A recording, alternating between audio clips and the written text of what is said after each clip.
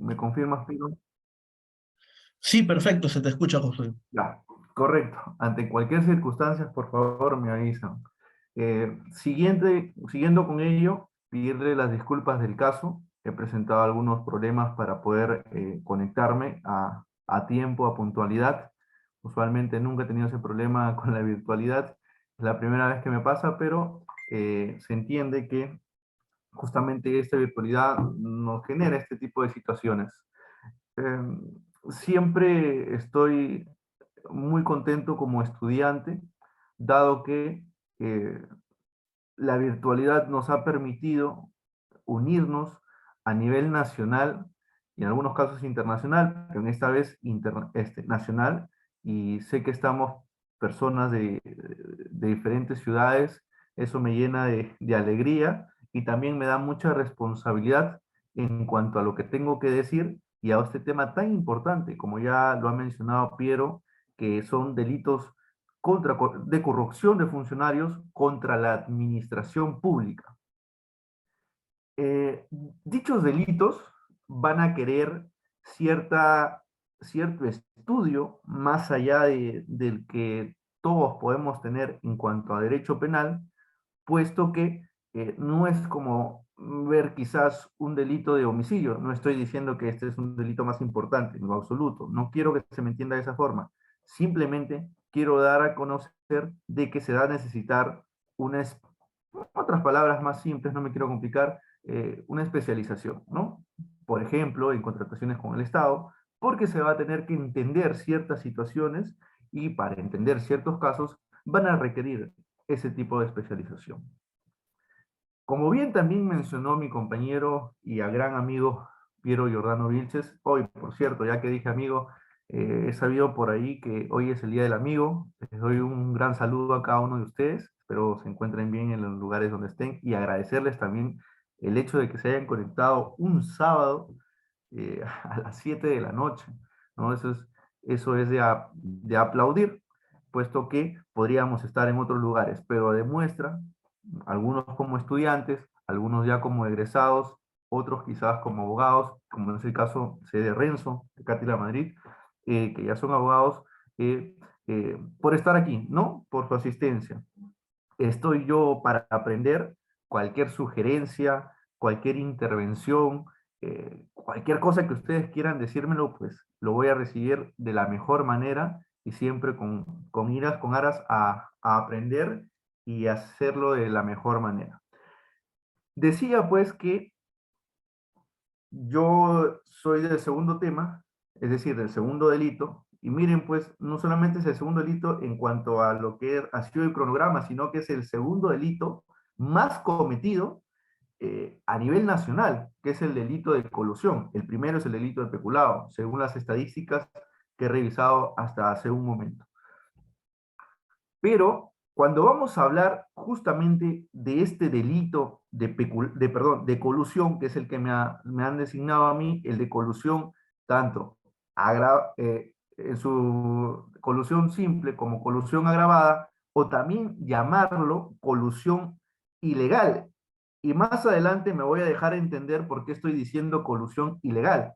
Me voy a explicar mejor, pero tengo una mayor responsabilidad al iniciar este programa de delitos de corrupción de funcionarios, puesto que me veo en la necesidad de hablar, de tratar o por lo menos dar algunos alcances, si es que quieren llamarlo mínimos o que sean precisos sobre lo que es la administración pública. Porque si no entendemos ello, va a ser muy complicado dar un pie a los delitos específicamente. Dicho eso, y bueno, hace unos días me hacía ahora, nuestro compañero Renzo decía que yo era un abogado de diapositivas. Bueno, sí, me encanta ser un abogado, decirlo, no soy estudiante aún, pero me encanta hacer diapositivas, preparar mi tema. Esta vez he tenido muchas complicaciones en cuanto al acto, pero siempre tenemos un papel y un lapicero para poder desarrollarlo ahí, ¿no? Y en esta manera me permite de alguna u otra forma explicarme quizás mejor, ¿no? Entonces, eso es lo que se quiere. Ahora bien, como decía, antes de dar paso al análisis de tipicidad, de los elementos constitutivos, los elementos normativos que requieren este delito de colusión ilegal y colusión agravada que está tipificada en el artículo 384 de nuestro Código Penal, el cual si gustan pueden ir revisándolo, no hay ningún problema, para efecto de que después me hagan las preguntas o puedan compartir alguna idea o sumar a lo que yo estoy diciendo, o también, ¿no? Tener una posición contraria, que eso es lo que se quiere. Cuando hablamos sobre delitos contra la administración pública, primero desarrollemos bien lo que es la administración pública. Sepan ustedes que el Estado, nuestro Estado, necesariamente tiene que tener a una administración pública que la desarrolle. Si no hay administración pública, el Estado pues no tendría razón de ser. Y me explico mejor, y no lo digo yo, lo voy a decir en palabras y voy a citar al profesor Fidel Rojas Vargas cuando dice que en cuanto al bien jurídico que va a proteger estos delitos contra la administración pública. Los delitos contra la administración pública tienen un bien jurídico general. Esto es muy básico. Un bien jurídico general. Ojo, Josué, entonces me estás diciendo que los delitos tienen un bien jurídico específico. En efecto, sí. Los delitos no es lo mismo el bien jurídico de negociación incompatible que el bien jurídico de colusión o el bien jurídico de peculado. No es lo mismo su bien jurídico específico, pero sí todos tienen en común un bien jurídico general. Y en palabras del profesor Fidel Rojas Vargas, nos dice que, ¿cuál va a ser ese bien jurídico general? El correcto, normal y normal desenvolvimiento o funcionamiento de la administración pública. Correcto y normal funcionamiento de la administración pública. ¿Y cómo lo debemos entender nosotros? ¿Es que acaso debemos entender a la administración pública como la carpeta, como la oficina, como el propio edificio de la administración pública, o quizás como el propio funcionario público? Eso no es administración pública. Sobre eso no está referido. Entonces, Josué, ¿qué nos estás diciendo? Por favor, sé más específico, porque no se te entiende. A veces ni yo me entiendo, créanme. Pero bueno, entonces, haciendo referencia a este punto, entonces, ¿a qué nos referimos cuando hablamos de administración pública?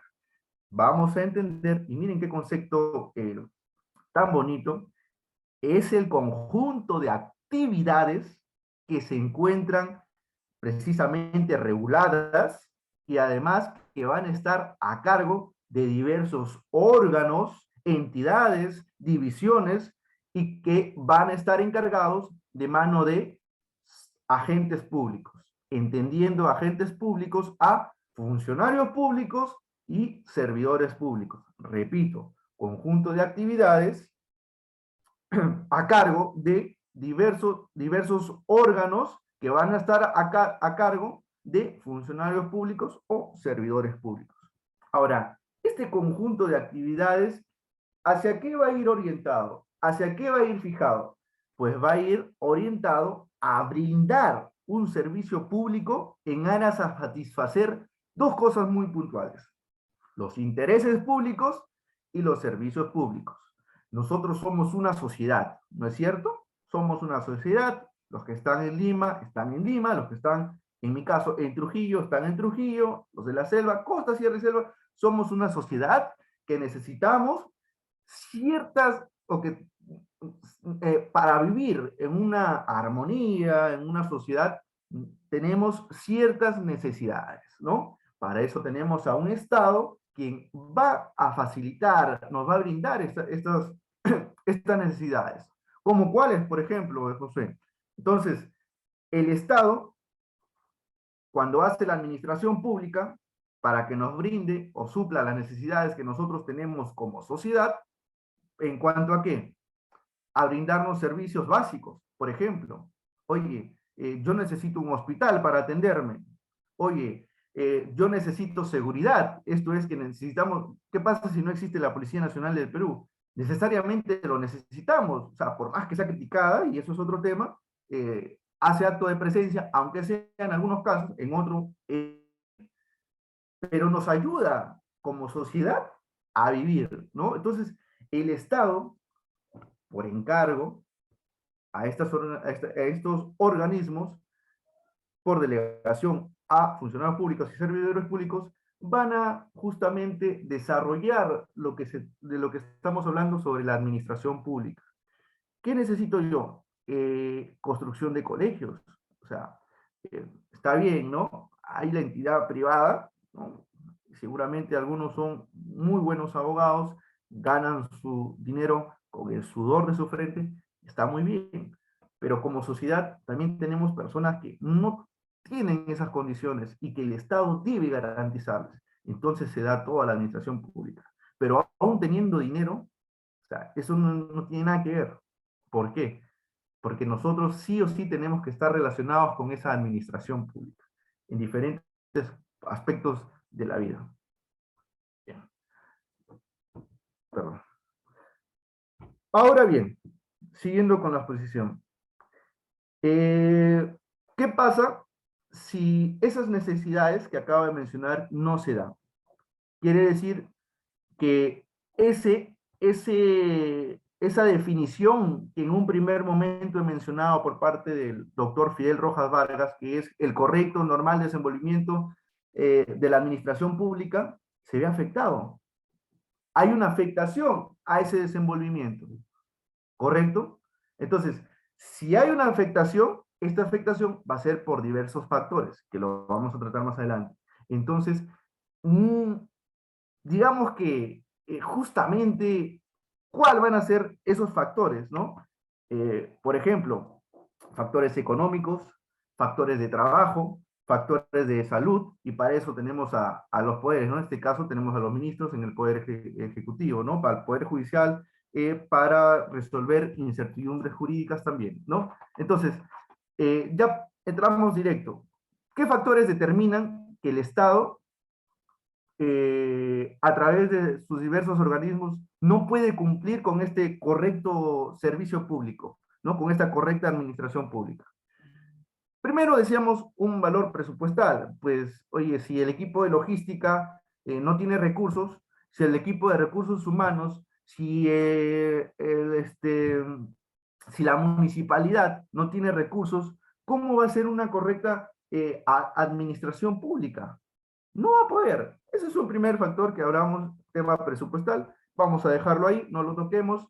El tema de eficiencia. Y aquí hablamos de vocación, del funcionario servidor público. Es decir, oye, yo no estoy aquí como abogado solamente para ganar plata. Yo estoy aquí como futuro abogado por un servicio de vocación, de servir. En algún momento me va a tocar defender un caso en el que quizás, ¿no?, mi patrocinado no tiene la economía suficiente para pagarme. Así yo cobre, no sé, 100 soles. No tiene, ¿no? Pero es un deber. Si yo me he forjado, me he privado de muchas cosas para obtener los conocimientos y ayudar a la sociedad, pues lo voy a hacer, ¿no? Al margen de que hay dinero o no. Entonces, esa misma responsabilidad, esa misma vocación se le exige a los funcionarios públicos, ¿no? Para el tema de que desarrollen la administración pública. Hasta ahí son dos puntos que no lo vamos a tocar. Dejémoslos ahí tranquilos, que no nos hacen nada. El tercer punto, y en este punto sí, pues vamos a desarrollar todo el tema, es el punto de corrupción.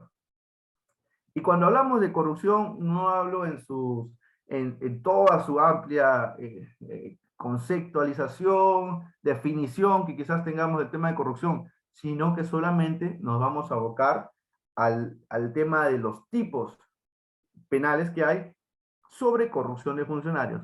En este caso, solamente sobre el delito de colusión, ¿no? Colusión ilegal, como dije en un primer momento, y colusión agravada, ¿no? Esta corrupción va a afectar, va a mermar el interés colectivo.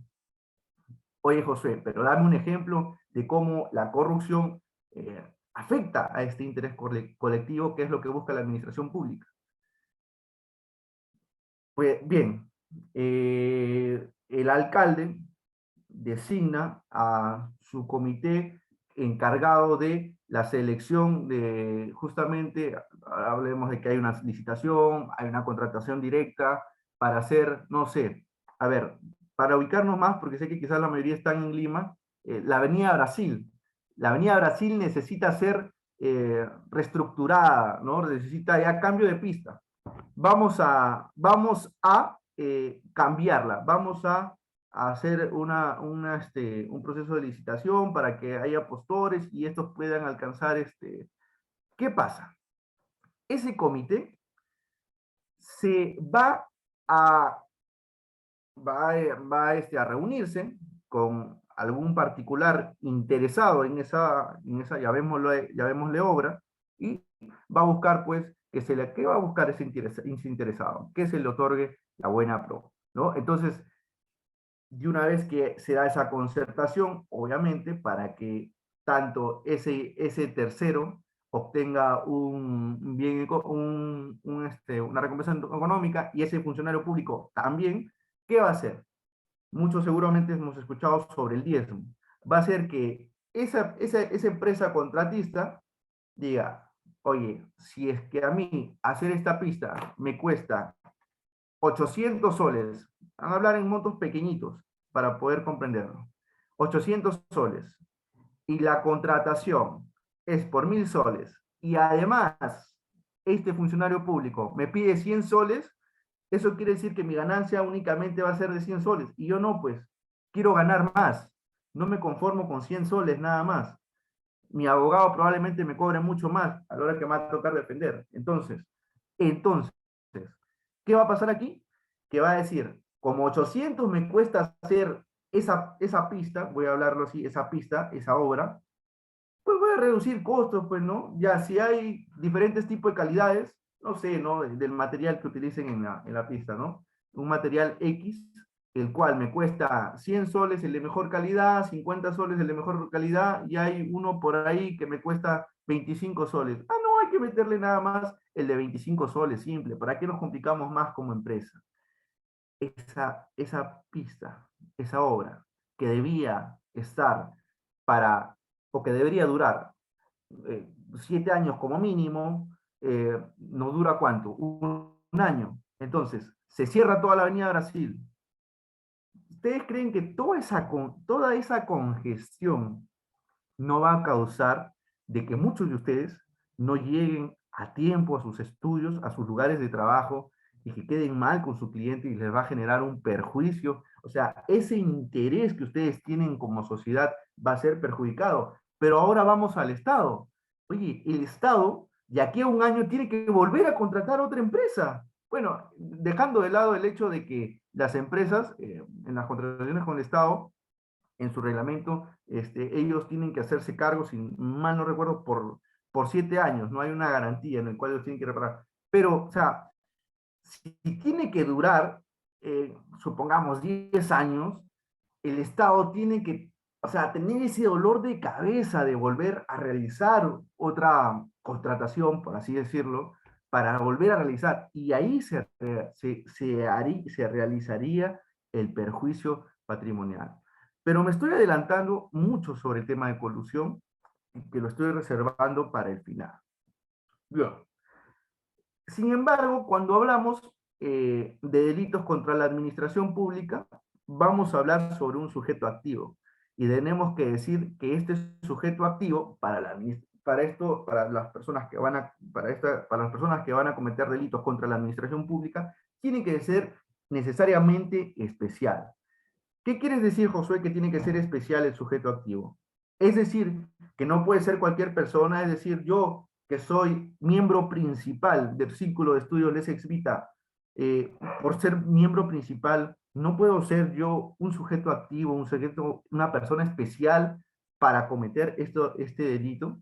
Como autor, pues no, necesariamente se va a requerir a un funcionario o servidor público que tenga esa condición, esa calidad, esa relación para con la administración pública. Porque eso es lo que hace un alcalde. Eso es lo que hace el gerente de una municipalidad. Eso es lo que va a hacer el comité encargado de realizar ese proceso de contratación. Entonces, partiendo de esa idea, seguimos avanzando. Ah, estaba dejando de lado una cuestión. Cuando nos habla justamente Josué de que tiene que ser una persona especial, ¿qué más me quieres decir, Josué? Quiero decir que también no se aplica la teoría del hecho, sino que se va a aplicar una teoría de infracción de deber. ¿Correcto? Y luego la vamos a abordar más, ¿no? Hablando sobre la relación de este funcionario servidor público con la administración pública. Ahora, Josué, por otro lado, porque esto tiene secciones, seguramente nunca falta por allí alguien detallista que me va a decir, Josué, puede, tú nos acabas de decir que, que para los delitos de corrupción de funcionarios, necesariamente el autor tiene que ser un funcionario servidor público. Pero ¿hay alguna excepción? Esa es la regla. ¿Hay alguna excepción? Y si nosotros comenzamos a analizar artículo por artículo, cuando vamos a ver, a revisar el artículo de tráfico de influencias, en su parte, bueno, en su tipo simple, no en la grabada, en el tipo simple, sí nos dice que puede ser cualquier persona. Es decir, cualquier persona puede cometer ese delito. Pero cuando es ya grabada, cuando lo realiza de mano un funcionario o servidor público. Eso como dato, ¿no? Ahora, ¿por qué digo esto? Porque justamente se les va a dar una confianza al funcionario o servidor público. Nótese que aún no estoy ingresando al delito de colusión, simplemente estamos hablando de forma general cómo se mueve todo este tema de la administración pública y a qué nos referimos justamente con este tema de la administración pública, sobre ese correcto funcionamiento. Nosotros, pues por votación democrática, para bien o para mal, hemos elegido a este presidente Castillo. Para bien o para mal, en su ciudad han elegido al alcalde de su municipalidad. ¿Pero acaso ustedes han escogido a los ministros? No, ¿no es cierto?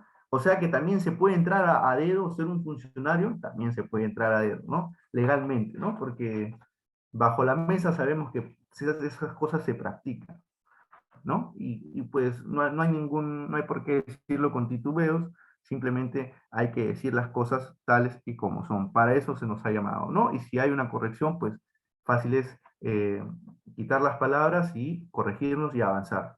De eso se trata, ¿no? Ahora decíamos que nosotros elegimos por votación democrática a justamente este funcionario servidor público y este elige pues a con quién equipo va a trabajar, ¿no? Eh, y hablábamos de alcaldes, hablábamos de presidentes, ¿no? Alcaldes también con sus consejeros, y hasta ahí todo claro. Pero cuando estos llegan a un cargo público, estas personas deben saber, porque están ocupando un cargo público, no quería decirlo, pero veo la necesidad, ocupan un cargo público, tienen un poder. Y voy a citar al tío Ben, que dice que un gran poder conlleva una gran responsabilidad.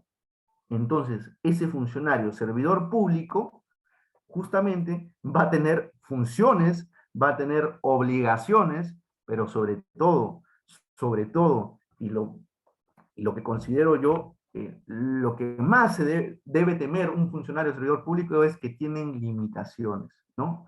Eso es lo que tiene, limitaciones, ¿no? Por ejemplo, ¿no? Si eres un magistrado, pues tú no te puedes, se trata de un cargo específico, tienes que estar centrado en el cargo que estás haciendo. Tú no puedes dedicarte a la docencia, por ejemplo, sí puedo, tengo entendido que son 8 horas, pero específicamente a la docencia, dedicarme no lo puedo hacer, ¿no? Es un cargo que requiere una atención, ¿no? Entonces, eh, hasta ahí hacemos un punto final en cuanto al tema de la administración pública. Punto final, y nos pasamos al derecho administrativo. Por eso yo al inicio decía que no se trata solamente de derecho penal, O sea, estos delitos van a necesitar que nosotros, no solamente, bueno, atrás tengo el libro de Derecho Penal, todos son de Derecho Penal los azules, pero va a necesitar que también, por ejemplo, nosotros tengamos un librito como es el de contrataciones con el Estado, un libro sobre derecho administrativo, un libro, y cuando ya vean casos prácticos, que estoy seguro que ustedes ven mucho más que yo incluso, porque son, o sea, unos capos, saben entonces que se necesita de mucho más conocimiento. Entonces es así que entramos al derecho administrativo.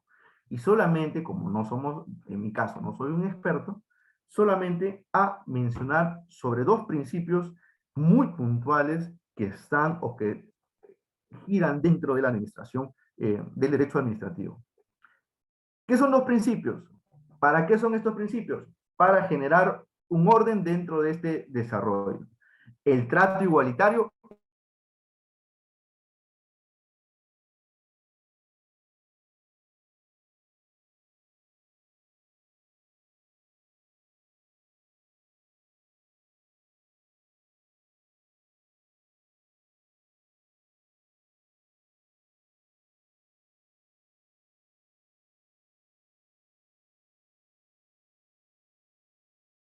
de los hospitales, mascarillas para que estos puedan concurrir a trabajar. Se fue la red. ¿Me confirman si ya regresé? Entiendo que yo me... Sí, ya regresaste, Josué. No sé si es que había sido un tema mío o me podrían No, no, confirmar eso. no, Sí, al parecer es general. sí, Sí, se sí, perdió la tengo... conexión por unos segundos. Ya volví, dicen algo. Bueno, sí, disculpas el caso. Bueno, voy a regresar unos puntos, unos puntos. Ya. Entonces decíamos que cuando ingresábamos a hablar sobre el derecho administrativo, habían, o no es que habían, hay muchos más principios, pero que yo solamente me voy a detener a conversarles, a mencionarles dos principalmente, el principio de trato igualitario y el principio de integridad. Cuando hablamos de trato igualitario, hago mención a que yo,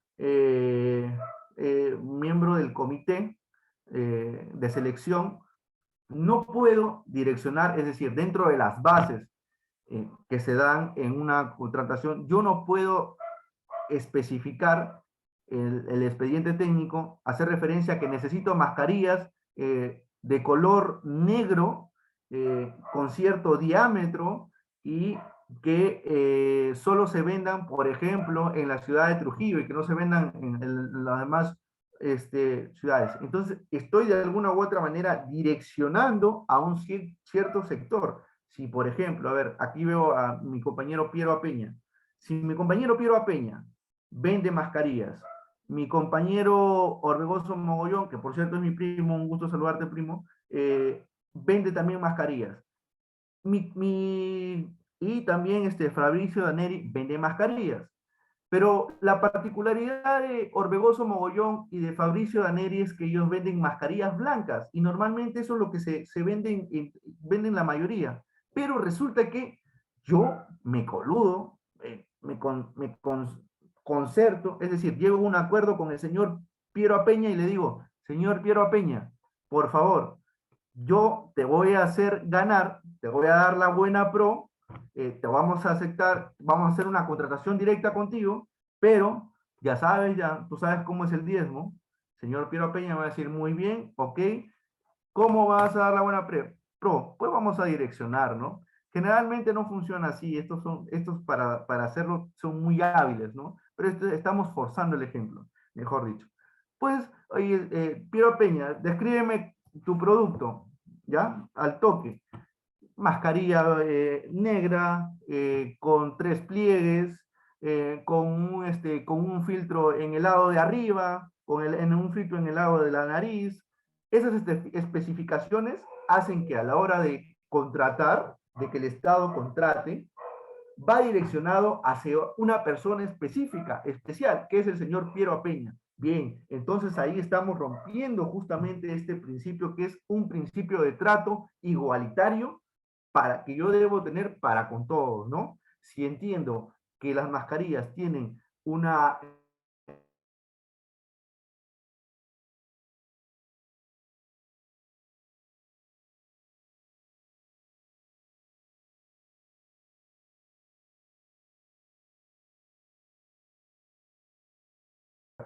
¿correcto? Entonces, eso es lo que se busca con este principio de trato igualitario. Ay, ay, ay, me están diciendo que me voy. Voy a apagar a ver mi wifi de mi celular. Ya volví, dice. Ya volví. Si sigue, apago mi cámara, no hay ningún problema. Si vuelve a repetirse, apago mi cámara para poder seguir disertando de repente la conectividad. Pero creo que ya quedó. Sí, voy a apagar mi cámara un momento, por favor. Creo que ahí se me escucha mejor. Vi que estaba moviéndome muy lento, muy robotizado. Eh, Apagar la cámara se beneficia en cuanto a que en mi foto sí salgo bonito, pero ya cuando la prendo se dan cuenta de la realidad, ¿no es cierto? Pero bien, así no lo distraigo. Creo que ha quedado zanjado, ha quedado claro el tema de que en el derecho administrativo hay un principio que es el principio igualitario y que va a tratar de que yo no debo direccionar, por dar un ejemplo, ¿no? Dicha contratación que va a hacer el Estado para favorecer a un particular en específico, que en el caso que mencioné del señor Piero Apeña. Pero además debe haber también un principio de integridad que se le exige a este funcionario o servidor público. Y este va a ir más allá de todo a valores éticos. Es decir, tú como funcionario público que dispones, tú como alcalde, tú como gerente municipal, como dice mención, tú como parte del comité que justamente, el comité técnico, vas a tener que en algún momento, chocarte con bienes del Estado y vas a tener que disponer sobre ellos. Entonces, se te va a exigir que lo hagas de manera íntegra, ¿no? En eso se basa justamente este principio.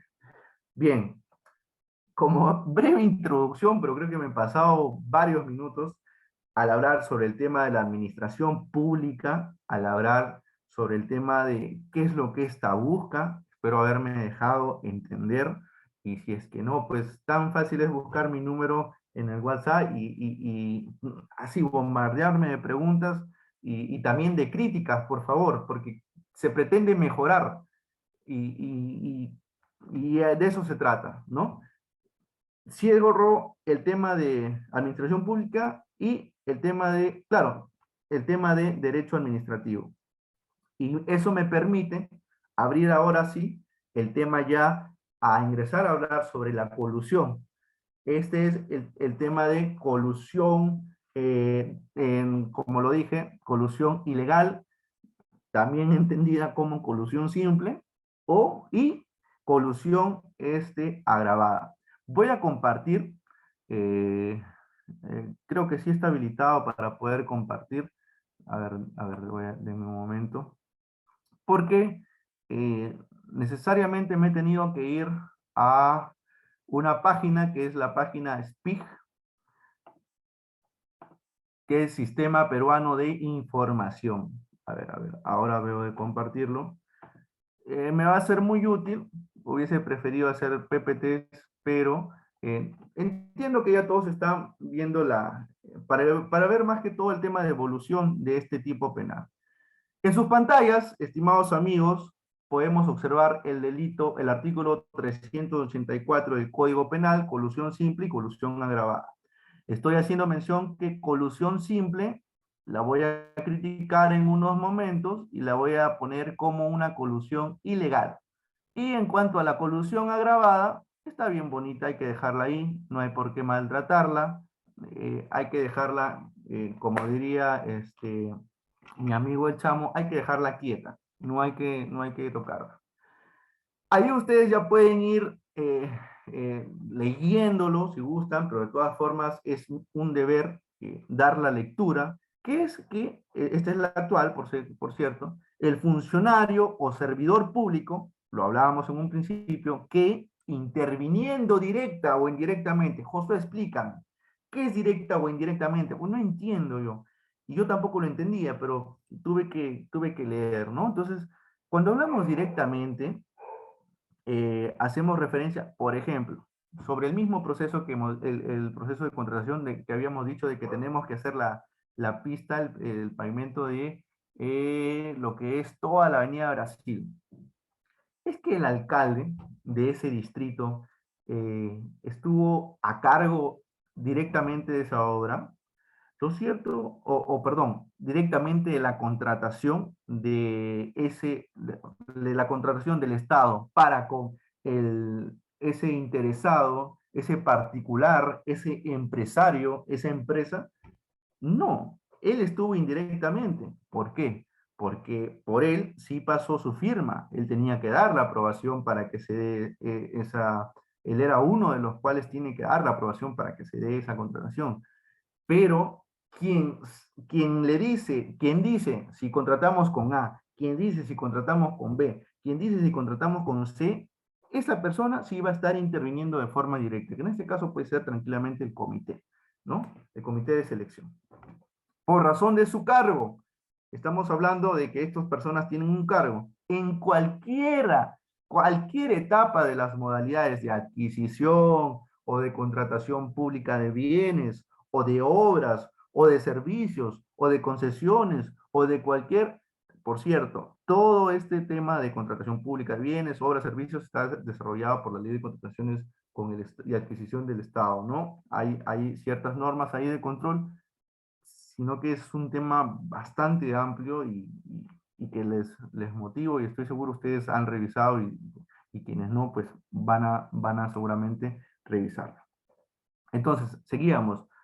Concesiones o cualquier operación a cargo del Estado concierta, es decir, acuerda con los interesados. Aquí, cuando dice concierta, hagamos una línea vertical y dividamos a la mano izquierda al Estado. Tenemos al Estado en la mano izquierda, ¿ok? En la mano izquierda tenemos al Estado. Hacemos una línea vertical, así como los chinos se hacen un harakiri, así zanjamos una línea y de la mano derecha tenemos por el otro lado a los interesados, ¿no? Para defraudar justamente al Estado.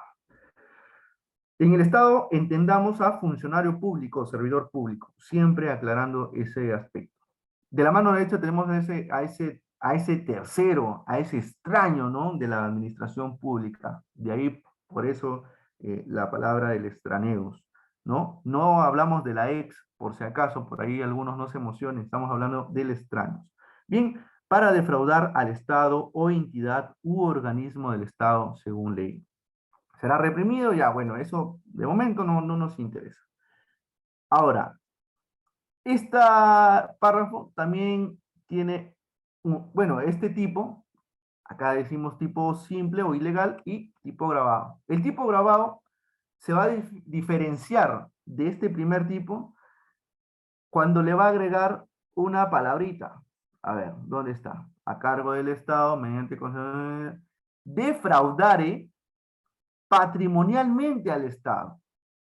Oye, Josué, o sea que en este primer renglón, en este primer párrafo, tú me dices que el castigo va a ser solamente por ese acuerdo que se va a dar entre el funcionario público y el tercero, el interesado, ese extraño al proceso, a la administración pública. Sí, eso es lo que hace referencia.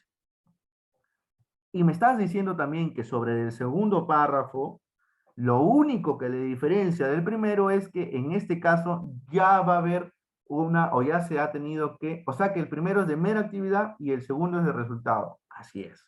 Ya en el segundo tiene que haber una de defraudar patrimonialmente al Estado. Se tiene que haber realizado ya esa defraudación al patrimonio del Estado. Y lo demás es completamente lo mismo. Sobre ello vamos a ahondar en unos ya minutos, pero debo ir señalando algunos aspectos en cuanto al sujeto activo. Cuando hablamos del delito de colusión, y hablamos netamente de quién es autor en este delito, necesitamos decir que el sujeto activo, recalcar, es un funcionario público vinculado, como bien dice el tipo, o lo establece, algunos dicen que el tipo no dice, ¿no? Porque no habla. Bueno, lo establece, lo prescribe, lo señala, lo indica, ya. Que es directo o indirecto, ¿no? Esto es un sujeto activo súper especial. Eso debemos entenderlo, que tiene que estar necesariamente vinculado con este proceso, ¿no? de contratación, ¿no? Como por ejemplo ser parte del proceso de contratación. Bien, ahora, ¿a qué título de imputación va a responder este sujeto activo, que es el funcionario servidor público? Pues como autor. ¿Quién es autor en el delito de corrupción de los delitos de corrupción de funcionarios? Cuando hablamos sobre colusión, pues justamente este funcionario o servidor público. Josué, ¿y quién es pues ese interesado, ¿no? El extraño. ¿Quién es ese? Ese va a ser su cómplice, ¿no? Ambos, por si acaso, hasta este momento en el Perú, eh, y hasta donde tengo conocimiento, porque todo es debatible, ambos siempre tienen que ser personas naturales. Ese funcionario público, servidor público, tiene que ser persona natural. Ese tercero, oye José, pero ya me confundiste, porque el tercero es una empresa, o sea, el funcionario servidor público es una empresa, sí, pues, pero esa empresa está representado por una persona, ¿no? Muchas veces sale con la denominación de gerente general o representante legal de tal empresa. De ahí su nombre, representante legal, pues esa persona es la que se hace, la que sería en este caso el cómplice. Entonces ahora es como persona natural. Probablemente ya saben que el derecho va no cambiando, sino adecuándose a la situación, a la historia, ¿no? Ustedes más que yo lo tienen bien claro y seguramente cambiará y se ampliará. Bueno, es muy debatible el tema de responsabilidad para personas jurídicas, ¿no? Y sobre ese tema ya no es que sea también muy nuevo, o sea, se ha hablado un montón. Pero ¿qué nos dice la doctrina? ¿Qué nos va a sumar a todo esto que estamos haciendo mención? Que justamente este delito de colusión, y hay que apuntarlo, es un delito de encuentro.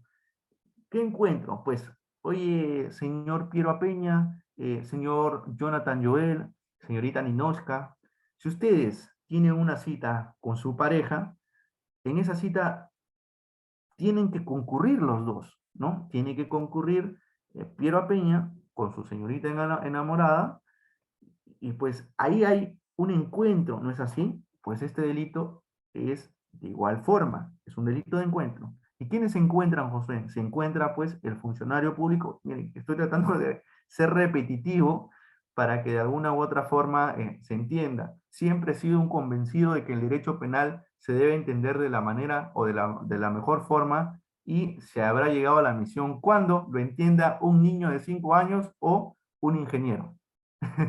Si un ingeniero lo entiende, pues ha sido una correcta explicación.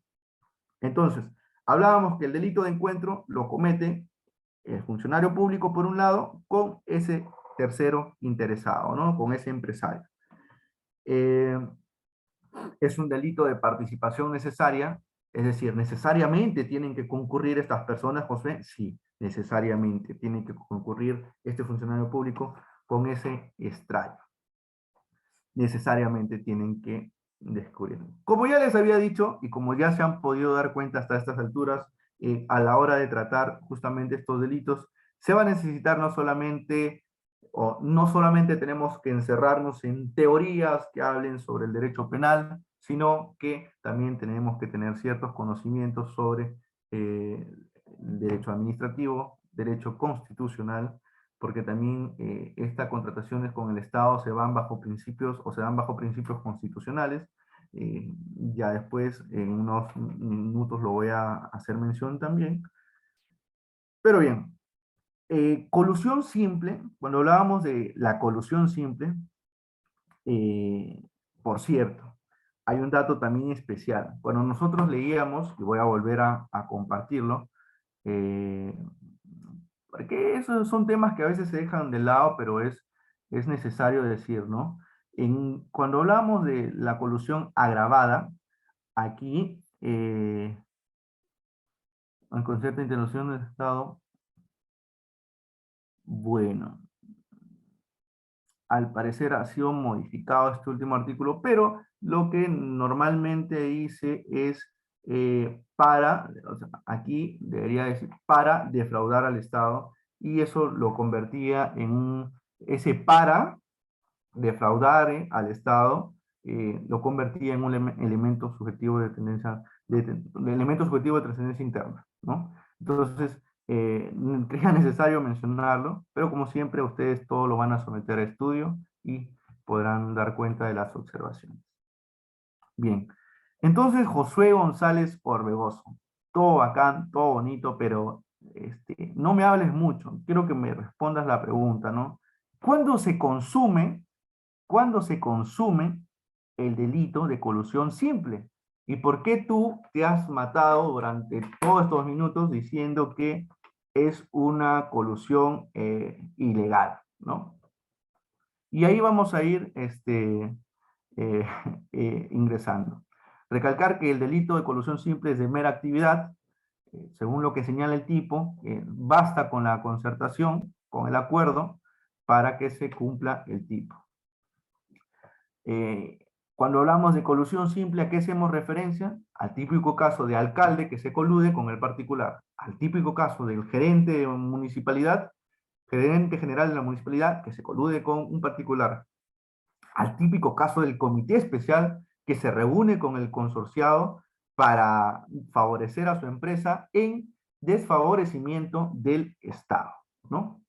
Entonces aquí ya zanjo sobre el tema de colusión simple y colusión agravada, y ya me meto en cuál es realmente el problema que yo he podido verificar, y que no estoy descubriendo la pólvora por si acaso. Este problema seguramente ya ha sido observado por muchos de ustedes que están presentes aquí, pero que es necesario mencionar en esta disertación, que es justamente hablar sobre el delito de colusión simple y agravado.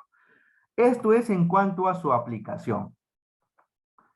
Yo no sé por qué, y hago puntos suspensivos ahí, puntitos suspensivos, por qué el, el legislador ha creído conveniente eh, establecer o colocar como nombre el delito de colusión simple. Estoy en un total desacuerdo en cuanto a ello.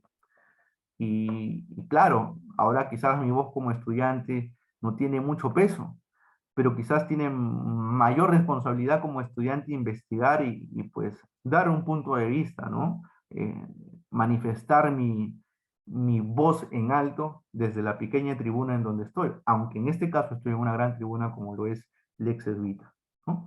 Entonces, para ello, eh, les invito a que puedan revisar la casación 661-2016, eh, que va a hablar sobre dos puntos, ¿no? O mejor dicho, va a decir que eh, defraudar al Estado, cuando va a hacer referencia a que defrauda al Estado, va a hablar sobre dos puntos muy, muy puntuales, y sobre los cuales el primer punto voy a estar en acuerdo.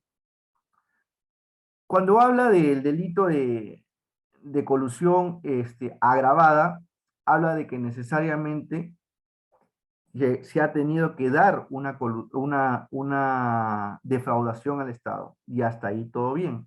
En efecto, se da esa contratación y se defrauda al Estado patrimonialmente.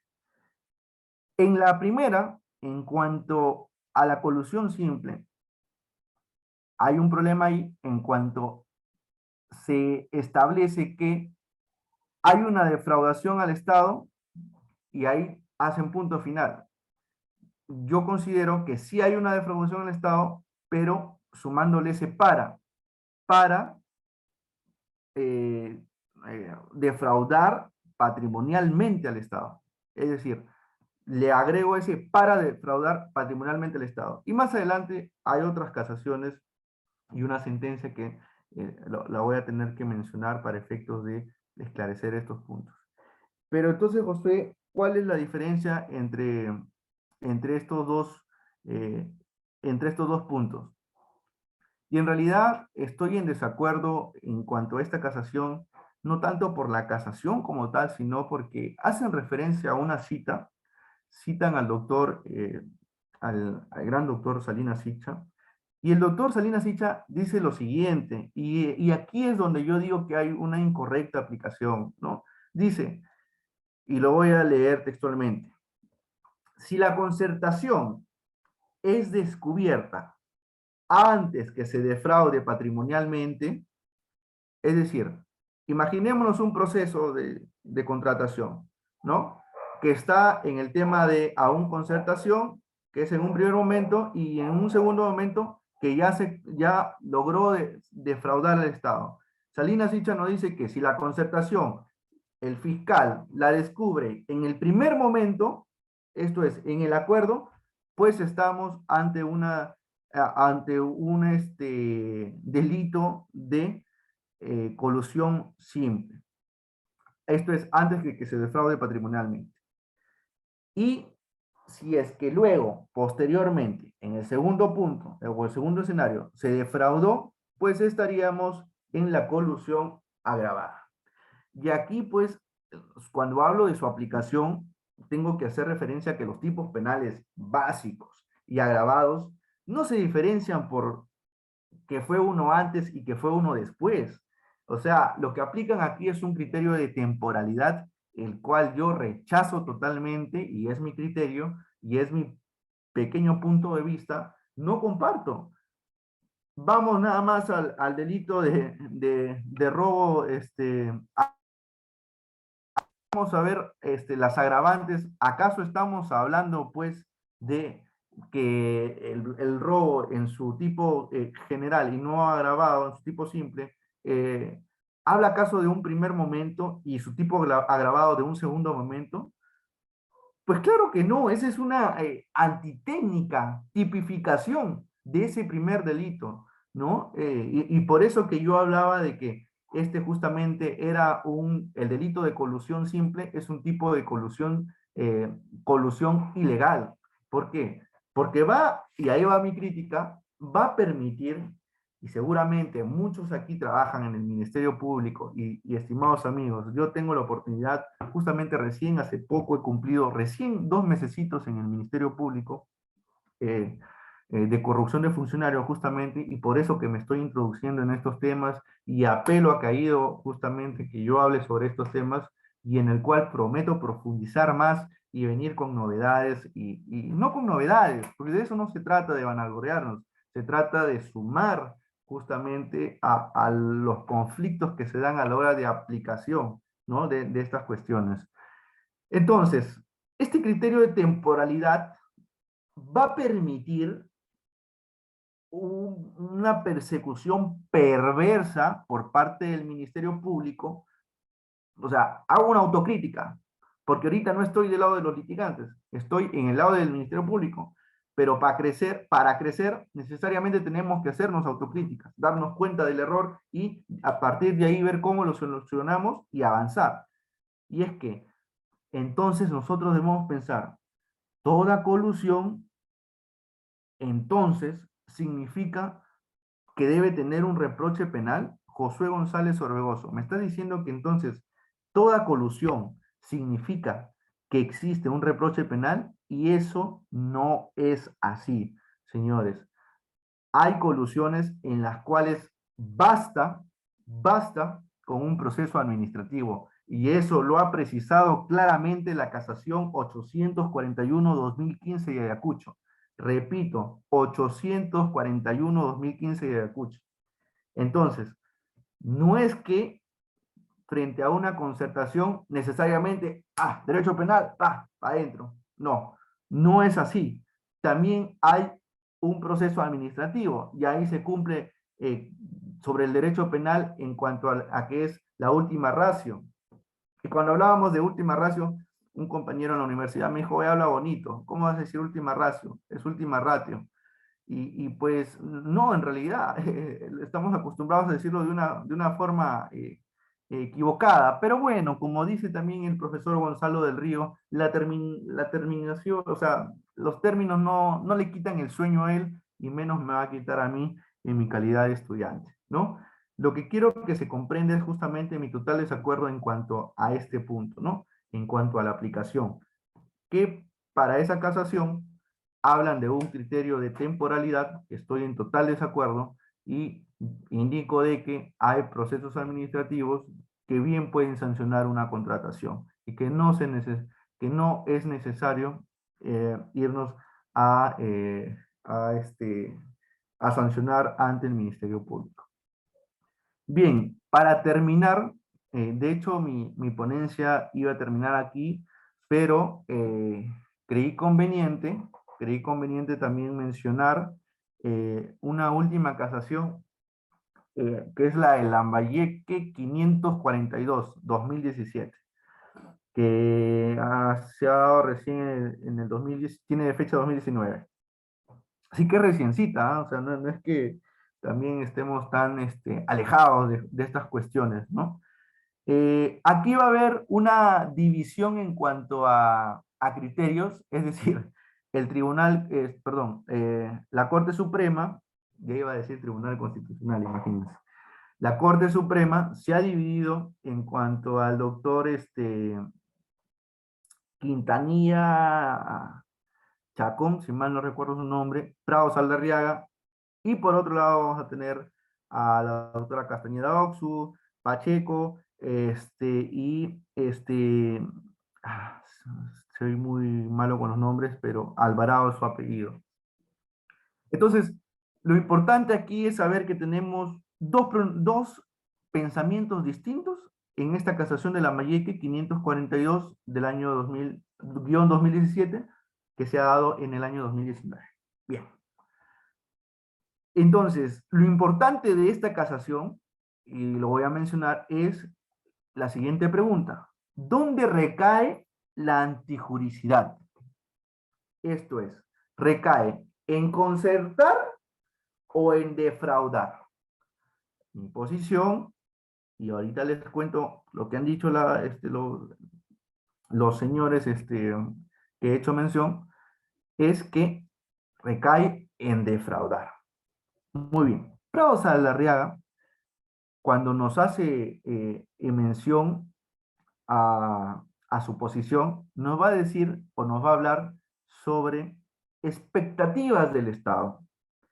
Nos va a decir que lo que realmente este funcionario, servidor público, va a cometer es que va a romper, va a violar esas expectativas del Estado, ¿no? De un estado donde existe un mundo ideal, eh, tal cual Atalaya, y esto lo digo sin ofender a las religiones, tal cual Atalaya que siempre nos han tocado la puerta y nos han presentado, ¿no? De una descripción de un paraíso, ¿no? Un mundo ideal, solamente para dar ejemplos, no pretendo faltar el respeto en ningún momento en cuanto a las religiones, no es mi intención. Eh, Nos habla justamente estos postores de esas expectativas. Y mi pregunta cuando hablamos de expectativas es, ¿qué expectativas realmente están haciendo mención? Y estos no son, como bien lo dice Zaffaroni, estamos estigmatizando nada más, pero no, hay que aterrizar cuando hablamos sobre expectativas del Estado. ¿Es que acaso el funcionario público, entendido por alcalde, entendido por el gerente de una municipalidad, ¿no? ¿Es que acaso ellos cuando llegan o ingresan, hablemos de realidades, señores, con esta expectativa de un mundo feliz, un Estado feliz? ¿O es que acaso todos no desconocemos el famoso diezmo?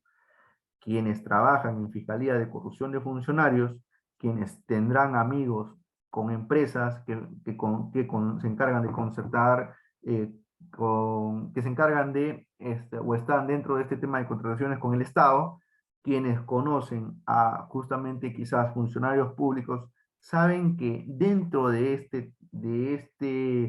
Perú, existe el diezmo, y no estoy hablando de religiosidad, no estoy hablando de religión, o sea, para nada, esto es el 10% de lo que cuesta la contratación, y algunos ya se pasan por encima de la Biblia y se pasan del 10%, quieren el 15%, quieren el 20%. Entonces, habría que aterrizarlo, ¿no? ¿Y qué es lo que dice para dar peso a su fundamento, el señor, muy respetado Pedro, Prado Saldarriaga. Y aquí me voy a permitir de nuevo compartir, por eso la facilidad de tener aquí el SPIG. Vemos el artículo 384, colusión, observamos, simple y agravada, y la tenemos así. Lo vamos subiendo y vamos observando las modificaciones hasta llegar al año 2011. Porque él nos va a hablar, la otra posición, que es de la doctora Castañeda Oxu, Pacheco y la doctora Beniz Alvarado, si mal no recuerdo, hacen mención a una ley que es la ley 2073. ¿Qué pasa? En ese entonces, situémonos por el 2011, en ese entonces, en el 2011, me fui muy arriba, en el 2011, un fiscal de la Nación presenta una demanda de inconstitucionalidad, para el cual se obtuvo una sentencia, esta sí la tengo por aquí escrita, sentencia 0017-211, 2011, 0017-2011, que nos va a establecer, fíjense ustedes, tenemos aquí el artículo 384, y tenemos aquí artículo modificado por el artículo único de la ley número 29, aquí la tenemos, ¿cierto? Resolución 1 del expediente número 0017-2011, publicada el 7 de junio de 2012. Vean ustedes que el artículo 384 dice, establece colusión. No dice colusión simple, no dice colusión agravada. En ese entonces el legislador no se hizo ningún problema para establecer este tipo, ¿no? No se hizo absolutamente ningún problema. Pero cuando los fiscales comenzaron a realizar las investigaciones, se toparon con una palabrita que, no les gustó. Sigan el ratoncito, por favor, sigan el ratón. Defraudare patrimonialmente. Entonces, lo que va a establecer esa sentencia es de que esto, defraudare patrimonialmente, va a dar de alguna manera cierta afectación a lo que se conocía como, en ese entonces, derechos derechos del investigado, ¿no? Los derechos humanos. Ajá, exacto. Entonces, esa sentencia lo que hace es, quita esto y desde ahí se hace un jarequíe y hay un desglosamiento y ya en el siguiente nosotros podemos observar la colusión simple y colusión agravada. Ya tenemos dos tipos penales.